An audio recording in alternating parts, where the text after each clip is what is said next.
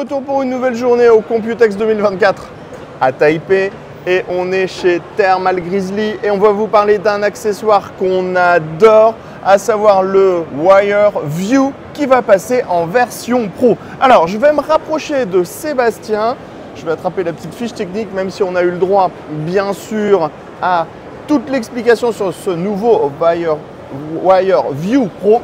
Alors tout d'abord déjà sur le côté extérieur, sur l'extérieur ça a un petit peu changé, on a un petit peu de refroidissement pour que ce soit un peu moins chaud et on a un nouveau revêtement qui ne fait plus des petites marques de doigts comme la version précédente. On retrouve toujours le petit écran digital qui est absolument magnifique, la partie en aluminium et le PCB à l'arrière. On va avoir le premier changement, c'est le passage au 12V2.6, donc le nouveau connecteur qui est amélioré pour le 12VH Power, avec en plus une prise qui a été optimisée pour les contacts. Donc même si on n'est pas absolument bien enfiché à l'intérieur, ça ne posera absolument aucun problème. De plus, si vous le voyez ici, la marque nous propose deux connecteurs pour pouvoir ajouter des sondes de température. Donc par exemple, j'attends que Sébastien revienne, ici on a une des sondes de température qui est directement pluguée en fait à l'endroit où ça chauffe normalement au niveau du câble.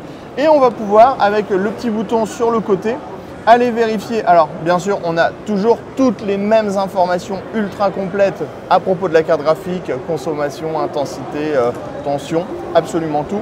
Et on va avoir donc les températures qui vont s'afficher des deux sondes, puisqu'on pourra en mettre une première ici avec la sonde courte et on pourra en mettre une seconde, par exemple, au niveau du GPU ou à l'intérieur de la carte graphique.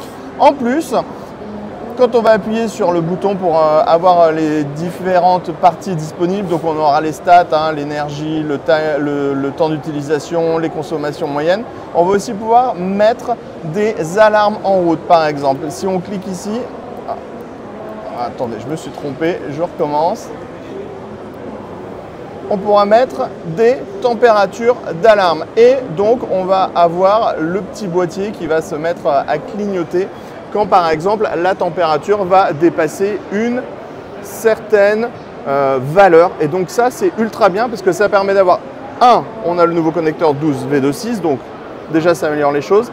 2, on a l'amélioration de toutes les prises de température avec les deux petites sondes additionnelles. Et 3, on devrait être juste un tout petit peu plus cher, donc c'est plutôt pas mal du tout.